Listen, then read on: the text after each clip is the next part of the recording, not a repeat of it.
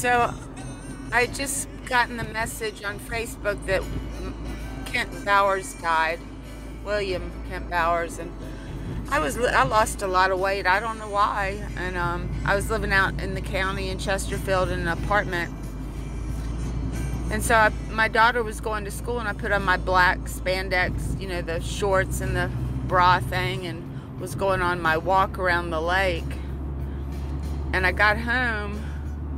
And I was going to shower, and I went to the bathroom, and there was a little bit of mildew in the shower, so I went to get my Clorox bottle. I had sprayed Clorox on it because I don't like yuck. I don't like mildew in my shower.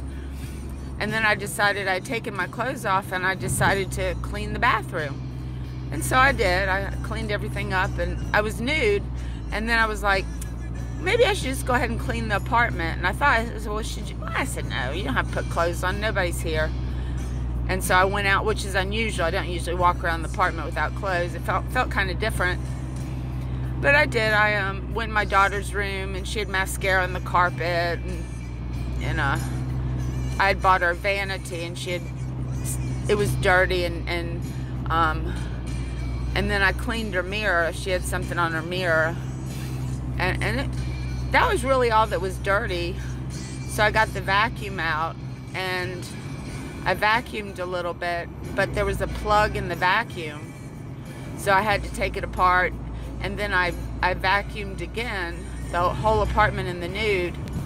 And just by happenstance, the Bare Naked Ladies were playing on the stereo. They were playing when I left, and they were playing when I got back. And so I put the vacuum up back in my closet, and it was weird. At Costco, I'd bought some air freshener, like Febreze, and I usually don't get that stuff. But anyway, and so I was spraying it, and as I was walking down the hall, one of my paintings, it looked like it jumped off the wall. And so I went over, and the brass hook was in the wall, and I thought, well, the wire broke. The wire didn't break. It was a corporate art museum framed it. Joseph did, and it was a God painting. It's a word, and I put it on a painting, and it was kind of neo-Dada fauve confetti with all different colors, and it was framed in a nice frame, black frame, and it jumped, and I was like, Kent did that. Well, I'm nude and I'm cleaning, which he's a clean freak, and that was one of the issues. I was like, I don't know if you could live with me. I'm not that clean. But anyway, and it lifted up and jumped off the wall, and it fell right beside a chair and my chess set that was in a little box, little black and gold box. And I just knew it was Kent because he's mad. I said, he didn't want to die before we had sex or got married or whatever. This is not good. This was not the plan. But I knew it was him. And then I was like, I want to read about metaphysics. I want to see if there's an answer for this painting jumping off my wall. And of course, nobody believed me. My son came over, and I showed him what happened. And when I did it, the brass hook fell out of the wall. And he's like, oh no, it didn't jump. Mom, the brass hook just fell. But I swear to God, it was in the wall, and it did not fall out. And so I think I got Immanuel Kant's Metaphysics and Morals to try to read about it. And there was really no solution in that. And then I got Aristotle's, because I thought, well, this goes back to a more soulful time before computers have taken over and stuff. And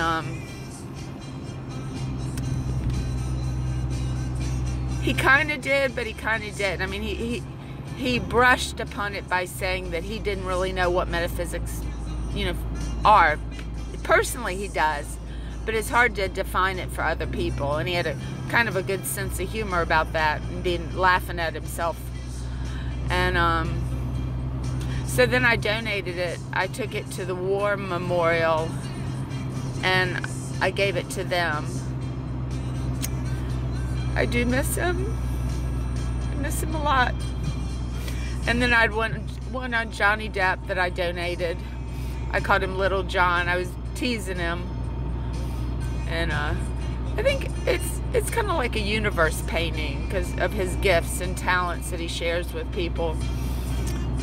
And then I took one over, and it was called Find the Phallus, and that was a minimalist one in oil and gold leaf. And I was trying to make a minimalist painting, and when I made it, I looked at the gold leaf and I decided it looked like a phallus that, you know, people worship in some cultures. And so I write Find the Phallus on it. And it's so funny when you show it, people are like looking all over for the phallus.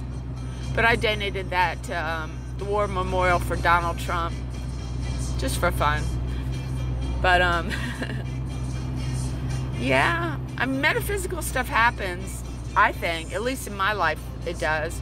One time I tried to kill myself. The first time I tried getting better at it, but the first time it was a botched job, and and I floated out of my body in the emergency room, and I was looking down at my body and the nurses, and I thought, I gotta get back in my body. And I don't even know that I was gonna die. Maybe I was, I don't know, they never said, but I did have an outer body experience.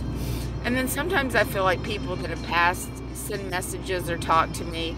I don't hear voices, but it's almost like thoughts in my head, like my brain redirects for some reason to think something that may or may not be communicated by, you know, Thomas Jefferson, maybe. You know, I've read a lot about him, and so maybe it's just imagination, I can't say, but for some reason, you know, dreams and things like that happen.